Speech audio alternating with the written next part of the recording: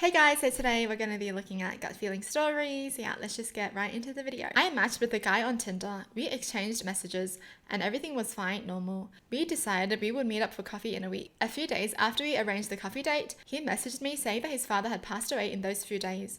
He couldn't meet me in public. He could only meet me in private at his apartment. I trusted my gut, sent my condolences, but said I couldn't meet him somewhere private. He tried to tell me I could trust him because he had a dog. I still declined. Trust me, I have a dog. Don't you know, having a dog means I'm a good person? He really is just dog. How dare he? I still declined. He got really aggressive and started messaging me horrible things. He called me every name in the book. I ended up blocking him. I tried to find him later on, and he basically never existed. He could have blocked me on all social media, but I couldn't find a trace of him anywhere. I don't know what the outcome would have been, but I just couldn't do it. Good. Yes, never meet someone in their apartment for the first date. What the heck? That's how you get murdered. My sister, since she was about 5, was always obsessed with tsunamis and would always ask my dad every night before she went to sleep if there would be a tsunami that night. We lived on a beach. About 5 years later, when our family was holidaying in Samoa, an earthquake struck at about 6 a.m. It was only a dull, low rumble, but went on for over a minute. Everyone at the resort woke up and went outside for a few minutes, then went back to bed. My sister, having been obsessed with tsunamis, ran down to look at the water and noticed the sea going out and saved a lot of lives, including my own.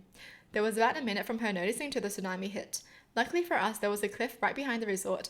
If not, a lot more people would have been killed. Wow! That's amazing. She loves tsunamis. Why was her sister so obsessed with tsunamis? But she's like, finally, it's coming. My wife and I had an apartment in a really sketchy area of a city we used to live in. One day we were walking home and could hear people yelling and a general commotion from a house about a block of us. Nothing out of the ordinary for this area though. For whatever reason, something didn't feel right to me. I put my hand down low and whispered to my wife, "Give me your phone, give me your phone." This was before everyone had a phone, only my wife had a cell between us. I dialed 911 as soon as she handed me the phone. Within 2 seconds after I dialed, a guy burst out of a car parked in front and ran at the house with 2 giant butcher knives screaming, "I'm gonna kill everyone." I got the operator just as he was banging and trying to break down the door. As I was talking with the operator, he turned and looked at us and started running full speed towards us. He was about 40 feet away when 4 cruisers came screaming up the street and stopped between us and him. The cops were able to arrest him without any issue. Wow! Thank goodness! Because they were about to die. Jeez. Good that they did save everyone else though. That's amazing. Had a man follow me when I was in Istanbul. I noticed he was watching me and I went back and circled the block. He still attempted to assault me, but I was prepared and was able to get into an elevator quickly. It's very important to watch while you're walking, especially in a foreign country. That's scary. Getting stalked in a country that you don't even know. Ugh. I knew the second I sat down on that bus that the effer across the aisle was gonna follow me when I got off. Maybe it's because 2 weeks ago I'd realized the guy next to me on the bus was gonna grab my ass when I scooted past him to get off the bus. And then he did exactly that. When I got the feeling, I trusted it. Without looking at the guy, I tried to make a plan. I got so nervous about getting off at a brightly lit, busy intersection that ironically enough, I got off one stop too early at a darkly, sparsely trafficked intersection. And as you guessed it, the effer followed me off. On high alert, I hunched my shoulders and speed walked as fast as I could. The guy was keeping pace with me, not saying anything, just within my peripheral vision, a few feet back. Suddenly, without warning, except that of my spidey sense, the guy lunged at me and tried to drag me into an alley. Luckily, in my 20s, I wore a lot of rings, and I wasn't entirely unprepared. I punched him as hard as I effing could in the face and ran screaming towards the brightly lit busy intersection. Everyone stared at me, but nobody bothered me until I made it all the way home. Nice! She punched his face off.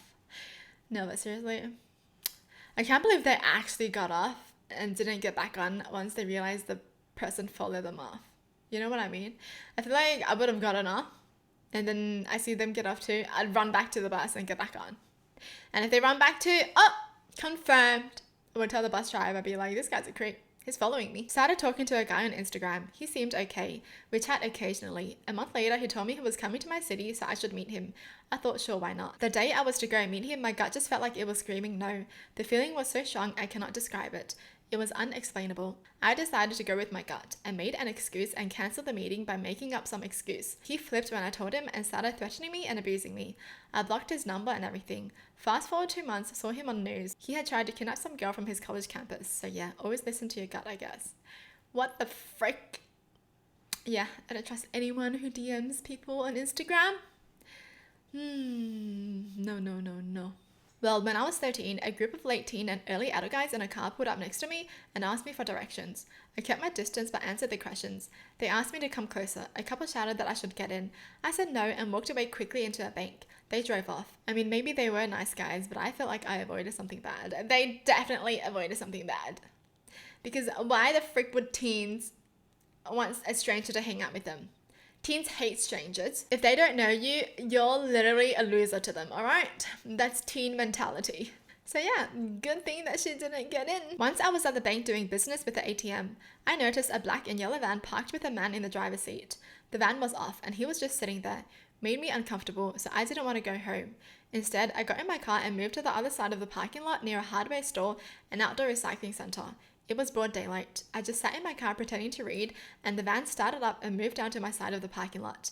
Again, he reversed the van into a parking spot that was facing my car. Now, I knew that I shouldn't go home, which was nearby, so instead, I got out and went to visit the two men who were manning the recycling center.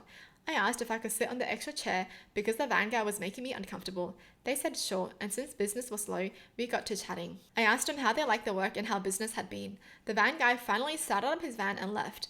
After I took a picture of it and texted the information to my husband. After another 10 minutes with the guys, I took a circuitous route home to make sure the van wasn't anywhere around. The kicker is this. I asked the guy how long they'd been working at the recycling station, and they said about 4 months. I'm like, oh, what did you do before this? And they both go, oh, we're in prison before. Well, whatevers. They still saved me. Oh.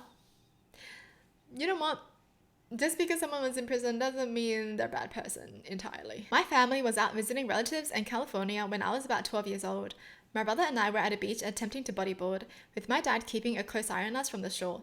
At one point, every nerve in my body just screamed, dive! So I ducked under the water. When I resurfaced, there was a surfboard floating away from me, some guy frantically swimming after it, and my dad waving us to come to shore. Apparently, the second after I dove underwater, the surfboard went over my head. Probably would have cracked my skull open if I had been there. Damn, they're really like, dive! I feel like maybe like subconsciously, right, they could just feel it. They're like, something is coming. Well, that's it for the video. Hope you guys enjoyed. Tell me in the comments down below what your thoughts are. And as always, thanks for watching. Hope you guys liked it. And I'll see you guys next time. Bye!